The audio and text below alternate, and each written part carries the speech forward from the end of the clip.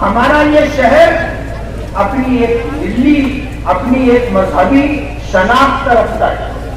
اس شہر کے لوگ اچھائی اور برائی کو اچھی طرح سمجھتے ہیں، اور اللہ کا بہت بڑا احسان ہے کہ نبی کریم صلی اللہ علیہ وسلم کی حدیث پاک کی روشنی میں اس بات پر عمل پیرا ہے کہ اگر برائی کو دیکھو تو اس کو طاقت سے روکو، ہاتھ سے روکو، اور اگر ہاتھ سے نہیں روک سکتے تو اس کو زبان سے روکو، اور اگر زبان سے نہیں روک سکتے تو اس کو دل میں برا سمجھو. اور یہ ایمان کا سب سے کمزور درجہ ہے. یو پی کے آئے ہوئے لوگ محبت کی زبان سمجھتے ہیں، محبت کے نام پر گردن کٹانا گوارا کرتے ہیں، لیکن ان کی غیرت، ان کی بہادری، ان کی جرأت اس بات کو نہیں برداشت کرتی کہ کوئی ان کو اپنے دباؤ میں لے کر اور کوئی دبدبا بتا کر ان کو غلط کام پر مجبور کر سکے. یہ محبت کے نام پر ووٹ دے دیں گے، جھک جائیں گے، لیکن دباؤ اور دبدبے کے سامنے نہ کبھی جھکیں گے اور نہ کبھی کسی کو ووٹ دیں گے. یہاں اس طرح کا ماحول بنانے کی کوشش کی جا رہی ہے. کہا جاتا تھا ہم نے جعفر نگر کو پیک کر دیا ہے، کوئی گھس نہیں سکتا. ہم آئے، کل پورا دن رہے، ایک ایک گھر پر ہم نے دستک کی، ہم نے اپنی ماں، اپنی بہنوں اور بیٹیوں کو سلام کیا، ہم نے ان سے ووٹ کی اپیل کی. ہمیں جو محبت اس علاقے کے لوگوں نے دی ہے یہ ہمارے لیے سرمایہ ہے، اور ہمارے لیے آس اور امید کا چراغ جلانے والی. آنے والے 20 نومبر 2024 کو انشاءاللہ اس علاقے سے ہمیں ایسی بھرپور ووٹ ملے گی کہ جو لوگ پیسے کی تھیلیاں لے کر کے چل رہے ہیں اور یو پی کے غیور مسلمانوں کو خریدنے کی بات کر رہے ہیں، ان کو 20 تاریخ کی ووٹنگ اور 23 نومبر کے رزلٹ کے بعد سمجھ میں آ جائے گا کہ وہ کہاں کھڑے. انشاءاللہ ہمیں اللہ کی ذات سے امید ہے کہ 2019 سے زیادہ ہمیں لوگوں کی محبتیں مل رہی ہیں، لوگوں کا ہماری طرف رجوع ہے. آج لوگ رک کر کے سلام کرتے ہیں، مصافحہ کرتے ہیں، دعائیں دیتے ہیں اور مبارکبادی پیشگی میں دے رہے ہیں. ہمیں اللہ کی ذات سے امید ہے کہ ہم جتنی ووٹوں کی لیڈ سے چن کر کے آئے تھے اس سے زیادہ لیڈ سے انشاءاللہ. یہ علاقہ جعفر نگر کا علاقہ، ہمارے یو پی سے آئے ہوئے بہت سارے بھائی یہاں آباد ہیں. سروے نمبر 91 کینل دونوں سائڈ کی زمینیں ایک زمانے سے لوگ آباد ہیں. ایک آدمی جو اس کا مالک تھا 1971 میں اس کا انتقال ہو گیا، اور 2022 میں شیخ آصف کے چچا شیخ رشید مرحوم کے چھوٹے بھائی عقیل دادا اور خالد حاجی وغیرہ نے یہ جگہ خریدی، گوبر خریدی. 17 لوگوں کے اوپر کیس چل رہا ہے. یہ ان تمام یو پی کے آئے ہوئے لوگ جو برسوں سے یہاں آباد ہیں ان کو اجاڑنے کا پروگرام بنا رہے. شہر میں اس طرح کا کام کرتے ہیں یہ لوگ کہ کسی کے سرپرست کا، خاندان کے بڑے شخص کا انتقال ہو گیا تو کئی بچے ہوتے ہیں، اگر میراث کی تقسیم میں آپس میں کوئی اختلاف ہو گیا، ایک بھائی کو کچھ پیسہ دے کر کے اس سے خریدی لیتے ہیں، جنرل مختار لے لیتے ہیں اور لیٹیگیشن ڈال دیتے، جھگڑا ڈال دیتے اور بعد میں اس پراپرٹی کو کونے کونے خریدتے. یہ وہ لوگ ہیں جو سرکاری زمینوں کو، نالوں کو کاٹ کر ٹکڑا بنا کر کے بیچتے ہیں. یہ وہ لوگ ہیں جو اوپن اسپیس ٹکڑا بنا کر کے بیچتے ہیں اور ایک ٹکڑا کئی لوگوں کو بیچ دیتے ہیں. ایسے حالات ہیں یہ لوگ کرتے ہیں.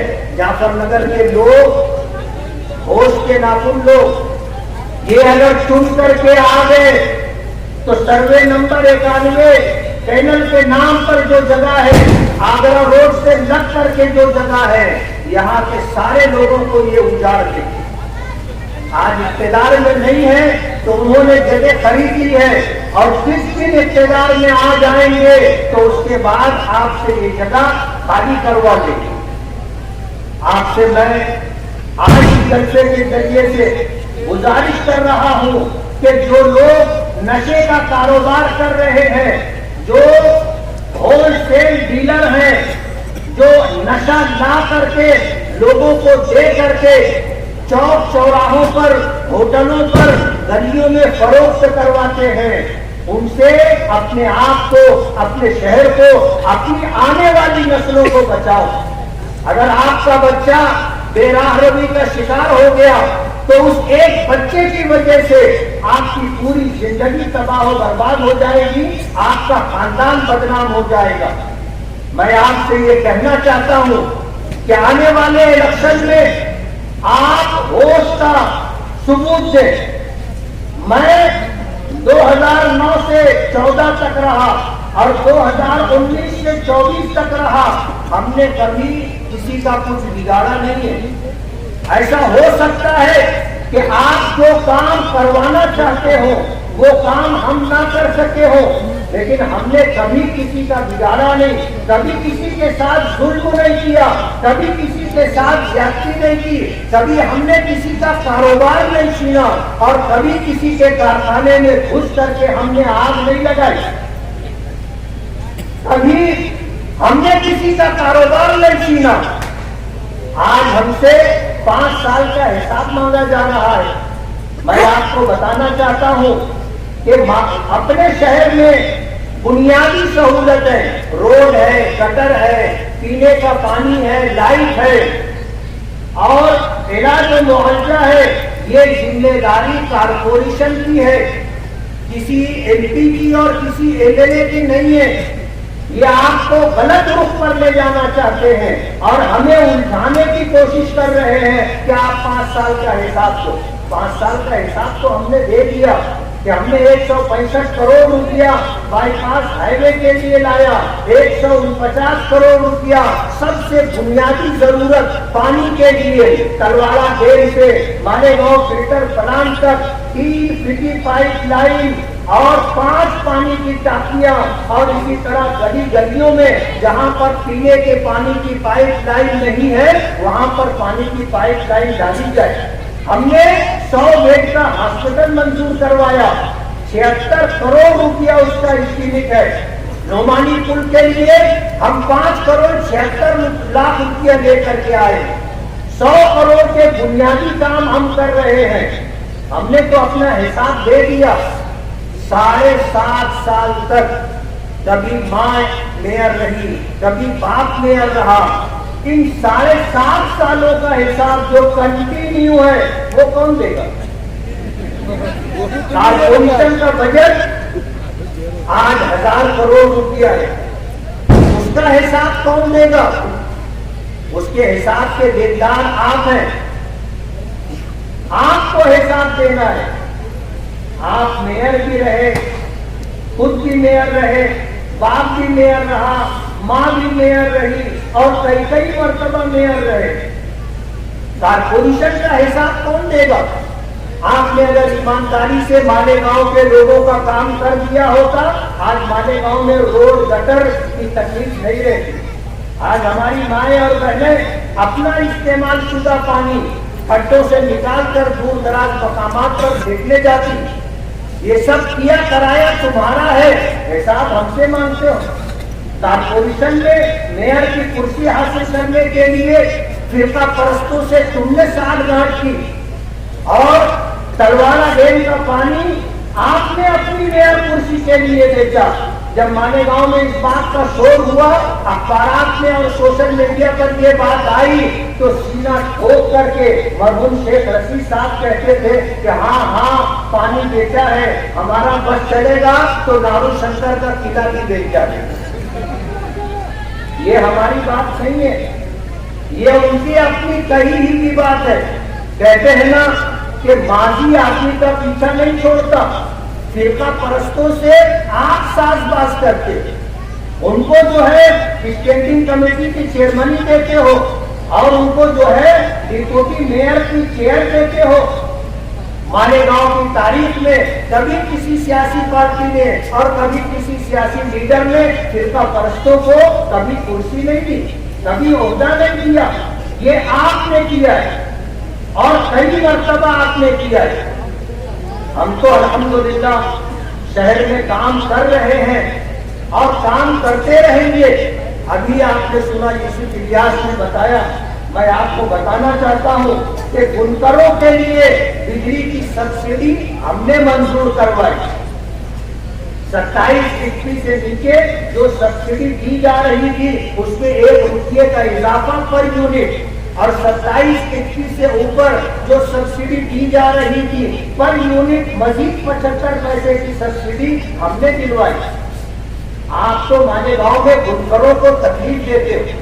NTSL جو پرائیویٹ بجلی کمپنی آئی ہے, آپ لوگوں پر دباؤ بنانے کے لیے بلا وجہ ان کے کارخانوں میں ریڈ کرواتے ہو. ابھی پرسوں نرسوں رات میں 1:30-2 بجے کے قریب ہمارے ایک ساتھی کے کارخانے میں ریڈ کروائی گئی. گھنٹوں کی تحقیق اور چھان بین کے بعد کوئی چوری کا معاملہ سامنے نہیں آیا, لیکن اس طرح لوگوں کو پریشان کیا جا رہا ہے. اس مجمع میں ایسے سینکڑوں لوگ ہوں گے کہ NTSL پرائیویٹ بجلی کمپنی نے لاکھوں روپیہ ان سے ناجائز طریقے پر لیا ہے, غلط ٹیکسوں کے نام پر لیا ہے, جرمانوں کے نام پر لیا ہے. اس طرح کے حالات ہیں. وقت بہت کم ہے. میں آپ کو بتانا چاہتا ہوں کہ ہم اپنے شہر کے اندر تعلیم کے لیے, روزگار کے لیے, علاج و معالجے کے لیے بہت ساری سہولتیں لانا چاہتے ہیں. ہم نے گورنمنٹ سے آج نہیں 2009 سے 14 کے درمیان سرکاری انجینئرنگ کالج کی بات ہم نے کی تھی. انہوں نے وعدہ کیا تھا لیکن پورا کر کے نہیں کیا, اور یہ وعدہ کرنے والی سرکار کانگریس کی تھی. ہم اپنے شہر میں نشہ مکت کیندر لانا چاہتے ہیں اور دو کیندر لانا چاہتے ہیں جس میں 30 بیڈ ہوں گے, اور جو لوگ نشے کے عادی ہو چکے ہیں ان کو نشہ چھڑوانے کے لیے ان کا علاج و معالجہ کیا جائے گا. یہ ہماری صنعت کے دشمن ہے. ہم آپ کو بتانا چاہتے ہیں کہ جس طرح کارخانوں پر یہ مصیبت لائی گئی ہے, سائیکل والوں پر بھی مصیبت لائی گئی تھی پالوشن کے نام پر, اور تمام سائیکل والے پریشان تھے. اور 2014 سے 2019 کے درمیان سائیکل والوں کی ناک میں دم آ گیا. 2019 کے بعد سے ہم آئے, کسی ایک سائیکل میں اگر کوئی ریڈ کرنے کے لیے پالوشن کے نام پر آفیسر آیا ہو تو بتانا. ہم روزگار کے لیے کوشش کر رہے ہیں کہ ہمارے شہر میں لوگوں کو روزگار ملے, ہمارا پڑھا لکھا نوجوان روٹی روزی کے لیے باہر نہ جائے. ہم اس شہر میں جو محرومیاں ہیں, لوگوں کے پاس گندے پانی کی نکاسی کی گٹر نہیں ہے, روڈ راستے نہیں ہے, ہمارے شہر کے اندر کالجز نہیں ہے, پرائمری اسکولیں جو 7ویں 8ویں تک ہے, ہم چاہیں گے کہ وہ 10ویں تک ہو تاکہ غریب کے بچے کو فری میں تعلیم مل سکے. یہ ہمارے عزائم ہیں اور ہم یہ چاہتے ہیں کہ آپ ہمارا ساتھ دیں, آپ ہمارا ساتھ دیں. جو لوگ 40 سال 45 سال سے راج کر رہے اور پھر وہ یہ کہتے ہیں کہ ایک بار ہم کو چن کر کے دیں, میں آپ کو کہتا ہوں آپ ایک بار ہمیں اور چن کر کے دے دو, ان کو جیلوں کی سلاخوں سے پیچھے بٹھا دیں.